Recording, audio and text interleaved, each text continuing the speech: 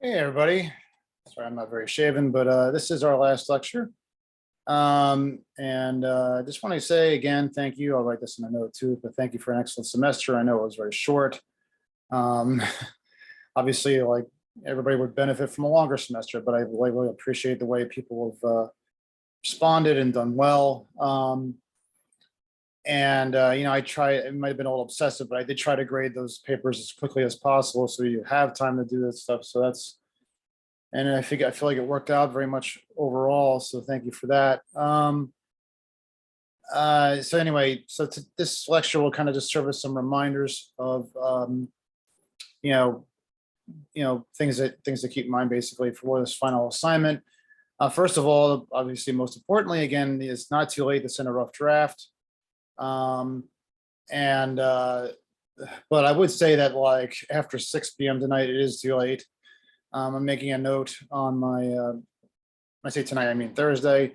I am making a note on my note, basically saying that actually I'm going to be playing softball between 6 to 9 p.m. on Thursday night. So, I won't be around to look at anything then. I would say that it's probably too late anyway at that point to correct things. Last time I did a rough draft, I had people like sending stuff at 11:30 thinking I was awake and all this stuff. And I was like, no. And by that point, you just got to submit. Okay. So, I mean, I don't have a hard deadline for sending in rough drafts, but please just don't send them after 6 p.m. Okay. That's just too late. Okay. Also, Corinne, I want to thank Corinne for everything she's done this semester. I think us tag teaming has really helped. It's really like shown the quality of your work. She is actually going to be doing one more markup of your stories. Now, I mean, it won't actually count as part of your grade or anything like that, but obviously it's going to just provide you some additional instruction on your way out. I'll be sending those probably within the next couple of days. So whenever she gets them done, so just take them, use them for whatever you need as you go on. If you move on to other journals and courses or whatever. Okay. I also want to remind people again of the grading system. Okay. And let me just do that. Let me share the screen here. Okay. And again, this really counts for something. I saw with a lot of good performances on the feature assignment, but it could, some of you didn't exactly, a couple of you didn't really like improve your work on the rewrite. So that may actually hurt your overall grade, unfortunately. Most people will be helped, but I'm sorry, I'm in the wrong place. Anyway, you got to remember that the last two assignments, the major assignment and the feature assignment, actually do count more. Okay, so again, this is your writing grade is 70% of your total grade, and within that writing grade, that 70%, it's 10% for the first 4 assignments, 20% for the feature assignment, and 40% is your major assignment. So 60% again of your 70% writing grade is basically will be your writing grade. And again, the idea there is that you're supposed to actually show that you're up to speed on this work, and that you have actually learned and you've shown and you've worked at it and that sort of thing. And 90% of you did, so that's good. All right, so let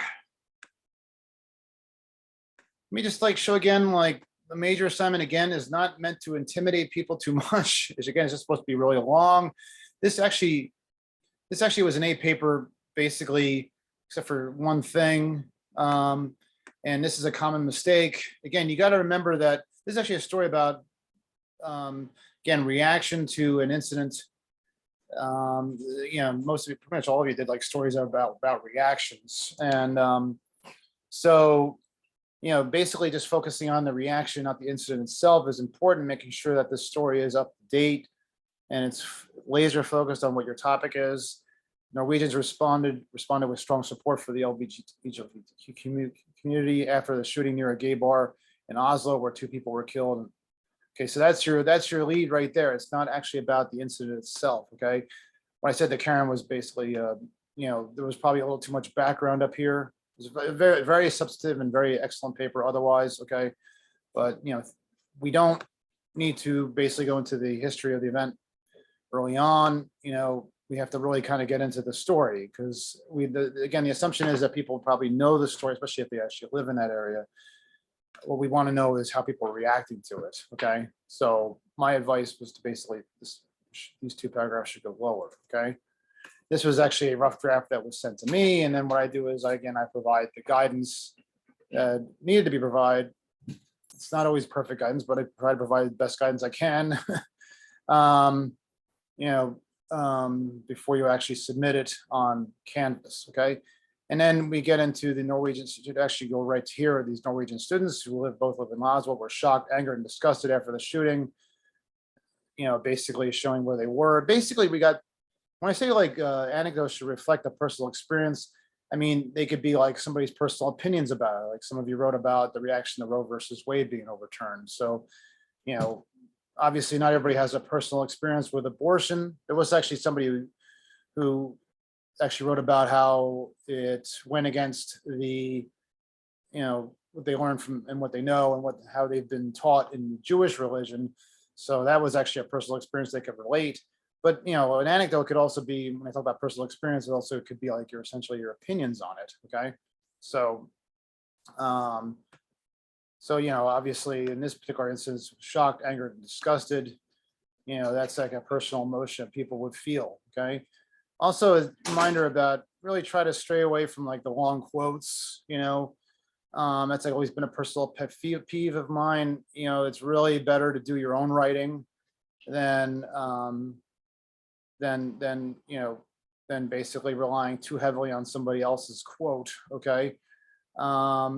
It's always just better to like basically like have a quote that basically says, it shows at the end of the day, these minor incidents are also based on hatred and serve to amplify extremists. Something that basically is straightforward, emotional, and basically gets to the point of like how somebody is feeling and experience.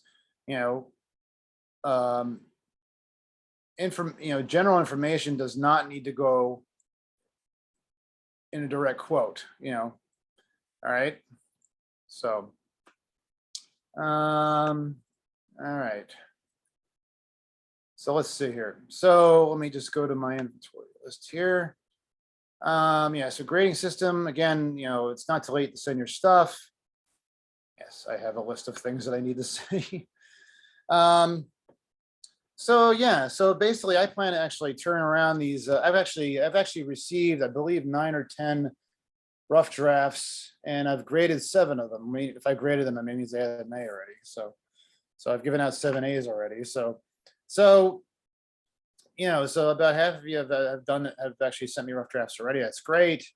But again, I hope to actually see more of these. I should say that I'm actually taping this on Wednesday, not Thursday. So it's half of as of Wednesday. So please try to get those rough drafts to me as quickly as possible. Again, it's really not mandatory, but it's actually something I'm looking for in terms of showing initiative, showing class participation, that sort of thing. So just make sure you get that to me, okay? And some of you, I basically just say that's good enough. It's ready to go. Good job. Maybe that's not the greatest instruction in the world, but if I endorse it, that means you're doing the right thing.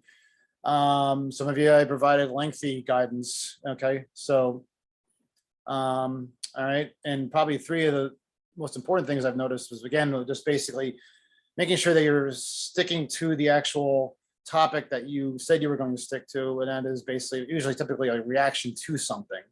Okay. I also saw some style issues. You really got, at this point, got to remember that it's last name on second and future references. And I mean that basically when you identify somebody, it has to be full name first. Okay. And then after that, their last name. Okay. At this point, you really should have that down. And you're not going to get an A on your paper if you have that still going on. Okay. So I actually saw that in a few of the feature stories. Because it's a lighter story doesn't mean you identify somebody by their first name. Okay. You identify them by their last name. Okay.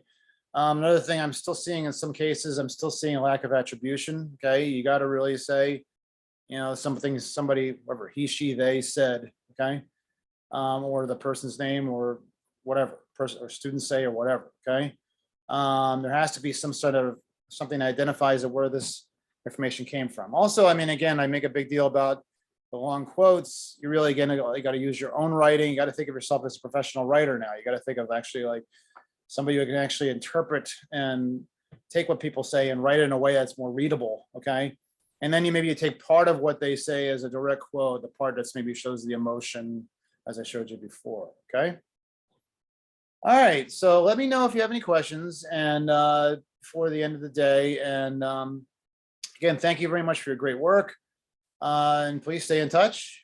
You know, I've been still writing letters of recommendation from people from like 10 years ago or so. So, you know, and I'd be happy to do that. Okay.